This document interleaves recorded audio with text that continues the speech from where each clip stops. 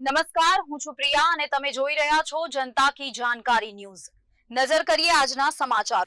વડિયા સુરગવાડા સાર્વજનિક સ્કૂલ ખાતે, જ્યાં લગભગ 10 વર્ષ બાદ ફરી એક વખત ક્રિકેટ ટુર્નામેન્ટનું આયોજન કરવામાં આવ્યું છે।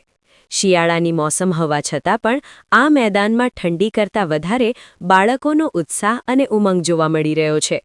સ્કૂલના નાના મોટા વિદ્યાર્થીઓ એક ટીમ બનીને રમતા જોવા મળે છે, જ્યાં રમત માત્ર જીત હાર પૂરતી નથી, પણ બાળકોમાં નવચેતના, ટીમવર્ક અને તંદુરસ્તીનો સંદેશ આપી રહી છે।